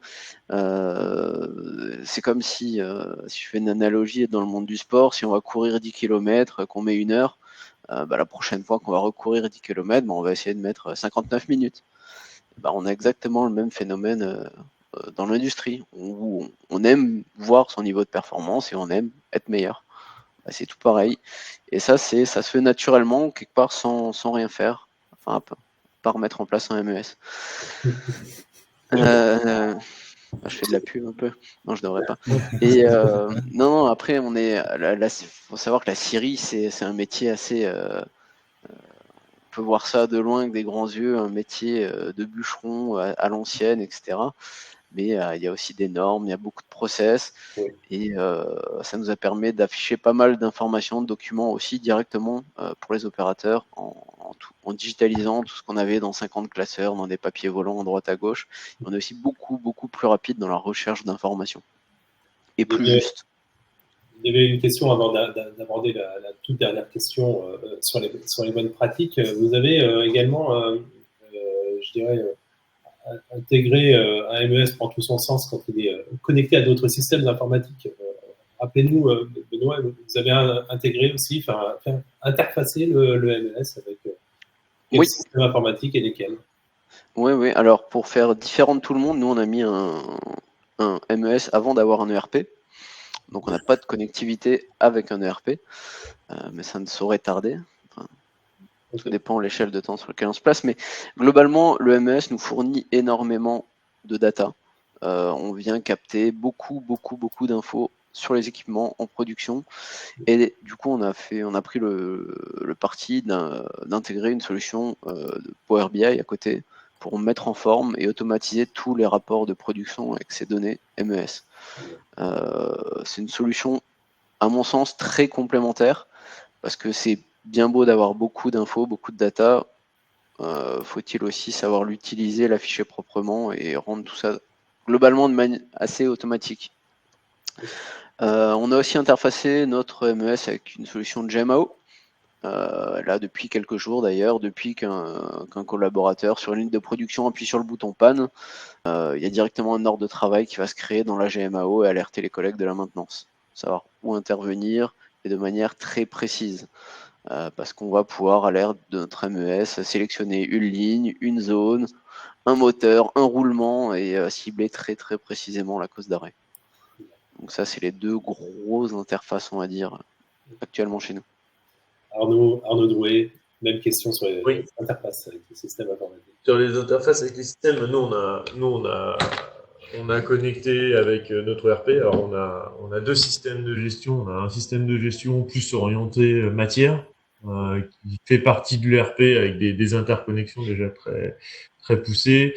L'ERP qu'on connaît tous déjà, donc en gros la partie OF, la partie matière, ça transite via le MES et on a une grosse partie méthode là qui était fait, méthode planning qui était faite énorme. Tout était fait par Excel. Donc là, on a interfacé quand même pas mal de bases Excel finalement existantes pour alimenter notre MES. Donc là, on est en train de changer un peu et de passer sur des modèles un peu plus renforcés. À terme, on va avoir besoin des heures de présence des gens. Donc on est en train de regarder pour interfacer la partie SIRH. Aujourd'hui, on va déjà avec le badge de la personne sur lequel il y a le fameux QR code, on va déjà de ses horaires de travail, du badge du matin devant la badgeuse, on va déjà jusqu'à la fiche de paye. Donc on est déjà allé assez loin avec, je veux dire, tout ce que ça entraîne au niveau management aussi, parce que le pilote corrige les erreurs de son personnel, etc., jusqu'à la responsable RH ou comptable qui établit la fiche de paye. Donc là, on est allé plutôt assez loin dans ce point de vue-là. Après, le temps réel aussi, on a rajouté des options. Alors, c'est pas relié à la GMAO, mais on est pareil sur un site qui fait quand même 4 hectares, 20 000 mètres carrés couverts pour le premier bâtiment, 3 000 mètres carrés couverts pour le deuxième bâtiment.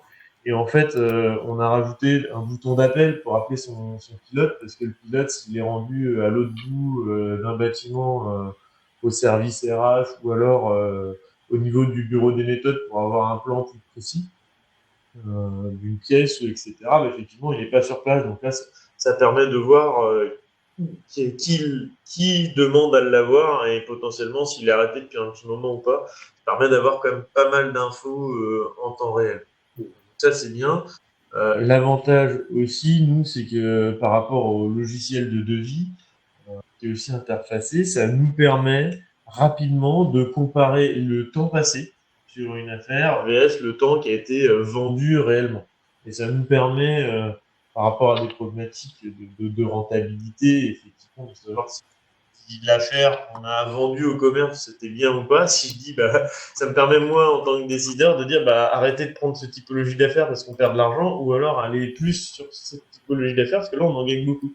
Donc, ça permet moi de mon premier besoin en tant que directeur de site, c'était ça, c'était de dire, ok, j'ai vendu quelque chose, à combien de temps j'y passe réellement et est-ce que c'est réellement rentable? Et de ce point de vue-là, ça nous a quand même aussi pas mal aidé. C'est un indicateur de retour sur investissement finalement. Tout à fait. Ouais. Tant qu'on n'est pas sur du projet industriel pur, on peut avoir des temps gammés. ou un process, je rentre à 11h et j'allais dire, Charpente sort à midi, tant qu'on n'a pas ça de clairement établi. Alors, ça va être aussi l'enjeu du MES. Là, aujourd'hui, je travaille au projet avec un ERP en mode projet. Demain, si je veux interfacer un ERP qui fonctionne avec une gamme, une nomenclature, ça me permet de mettre 2 ERP sur le même site avec deux environnements complètement différents. Un qui est, je vais dire, pour l'art, entre guillemets, un peu spécifique, et puis l'autre qui sera pour du projet en série et cadencé. Ça permet d'intégrer 2 types d'ERP qui, en fait, n'existent pas sur le commerce, finalement. Et j'aurais besoin de 2 solutions. Et donc, voilà, le but, c'est de faire une grosse base de données. Et après, effectivement, de pouvoir à terme aussi interfacer un Power BI ou autre BI pour aller chercher de l'information et sortir des datas encore plus facilement. Ouais. Et l'idée, c'est de faire vraiment cette grosse base de données où on a tout dedans en réel. Voilà. On arrive vers la fin de cette table ronde. J'avais quand même une question que j'aime bien poser. Si vous aviez un bon conseil, une bonne pratique et également une pratique à ne surtout pas commettre. Olivier Valmont, qu'est-ce qu'il faut surtout pas faire? Qu'est-ce qu'il faut faire? Alors, il y a beaucoup de choses, donc je vais essayer d'en garder une. Il nous reste que 5 minutes. Ouais, ce qu'il ne faut surtout pas faire, c'est négliger l'aspect économique global qu'on est prêt à mettre dans un MES. C'est-à-dire que quand on attaque un projet MES, il faut bien se poser la question de dire ok, de quel budget je suis prêt à mettre dans un système. Et quand je parle de budget, je vais parler d'argent, mais également de budget homme, en disant c'est un point. C'est-à-dire que si vous attaquez la fleur au fusil, il va y avoir de la déception et probablement des échecs autour d'un projet. Donc, première considération, c'est quelle est la somme que l'entreprise est prête à mettre dans son système aujourd'hui. Ça ne présage pas des sommes qu'elle voudra bien mettre demain, mais quelle somme et quelles ressources humaines. Et après, ce qui est très, enfin, le conseil que je donne, c'est la pratique qu'a évoqué Arnaud. C'est vous pouvez raisonner Big Bang, corps modèle, gros déploiement, j'ai pensé à tout, etc., etc. Et vous pouvez partir en disant de toute façon, on ne pense jamais à tout parce que sur un MES, les gens vont venir vous voir avec des nouvelles idées, des nouvelles demandes, etc. que vous n'aviez pas finalement quand vous avez fait votre feuille de route. Donc finalement, moi, ma reco, c'est allez-y marche par marche. Vous posez pas de questions. Vous dites ok, j'ai cette première étape. La deuxième, elle va s'écrire toute seule. On va avoir la deuxième tout de suite. La troisième, après, elle va se faire. Donc pour moi, avancer par marche par marche, c'est avancer. Et quelque part, je trouve que c'est la bonne méthode. Ça permet de mûrir, ça permet de se rendre compte de tiens, ça a tout de suite payé. Ça, je l'ai fait la deuxième marche là, mais elle m'a pas rapporté grand chose. Elle m'a pas amené l'intérêt que je pensais, etc. Donc vous enrichissez très vite comme ça, et vous n'êtes pas dans du mode où vous avez perdu un temps fou à savoir tout ce qu'on voulait faire, qui sera jeté aux orties très vite parce que finalement, on va faire complètement autre chose à l'arrivée. Marc-Antoine, il est 16h58, je ne sais pas si le système s'arrête automatiquement. Non, le système ne s'arrête pas. C'est pas cool. Le MES pilote le bouton off. On peut encore conclure. C'est encore une saisie manuelle. Avec Benoît, vous partagez ce que oui, tout à fait. C'est un des points qu'il faut mettre en avant. C'est la maîtrise des ressources sur le projet. Parce qu'il y a la partie effectivement projet où c'est assez chronophage, et puis il y a la partie maîtrise de l'outil. Il faut vouloir s'investir, connaître, maîtriser pour pas perdre en compétences derrière. Une fois que le projet est fini, faut le faire vivre, et puis il y a des briques qui vont se rajouter tout le temps. Il faut garder toujours un peu de compétences pour avancer là-dessus. Et ça c'est un peu la finalité de tout ça.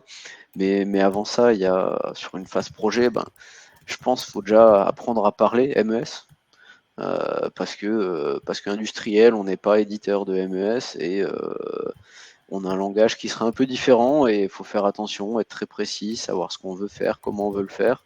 Et une chose qui peut être très intuitive pour nous, va tomber autrement dans l'oreille d'un éditeur. Donc prenez garde un peu aux abus de langage, aux prérequis que chacun pourrait avoir.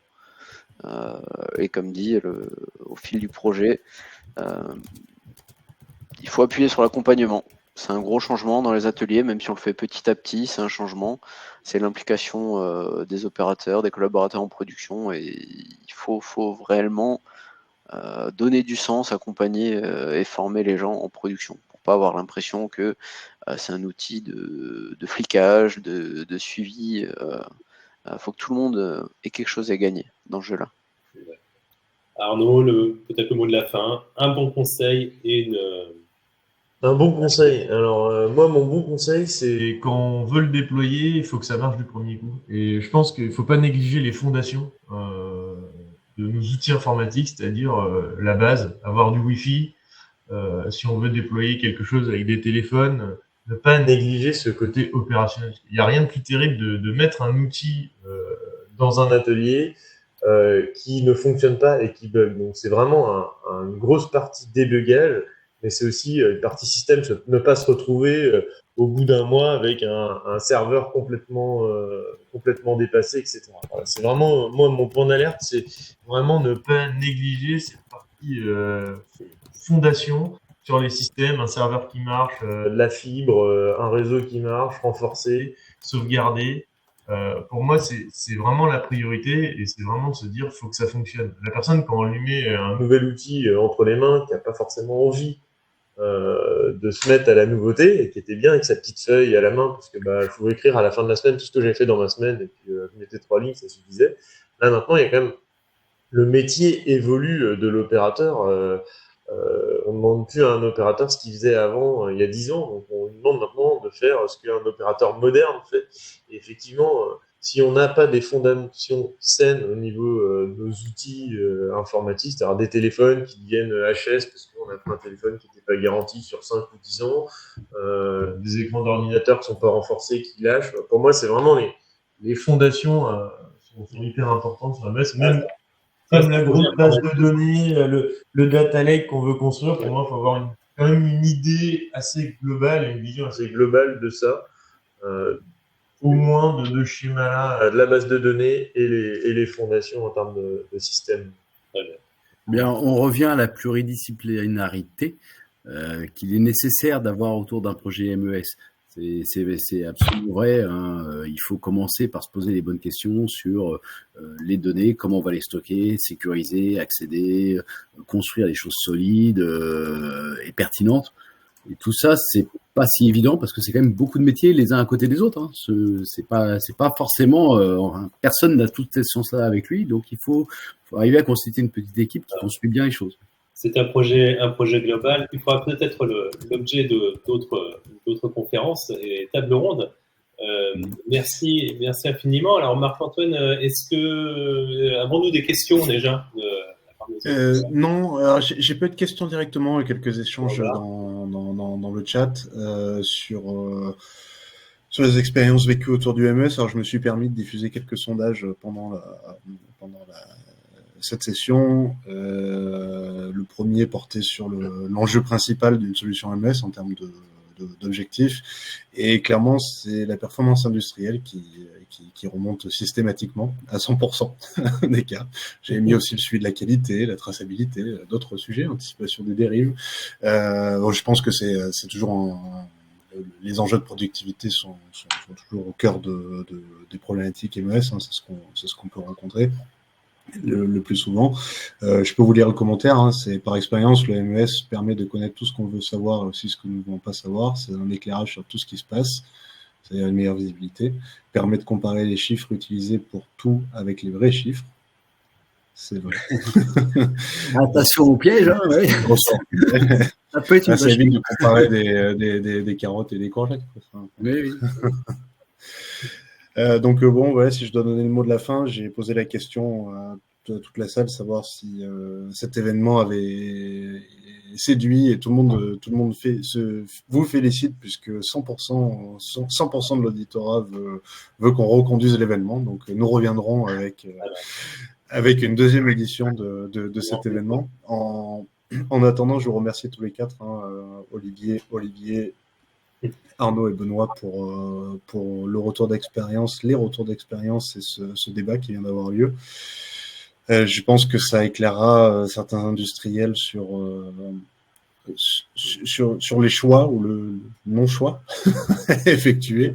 Et j'espère qu'on aura l'occasion de vous revoir sur d'autres sujets, sur d'autres thèmes sur la prochaine édition. Avec grand plaisir. Également. Pareil pour moi. Merci beaucoup. Voilà, Merci. des messages de merci. Donc je vous remercie encore.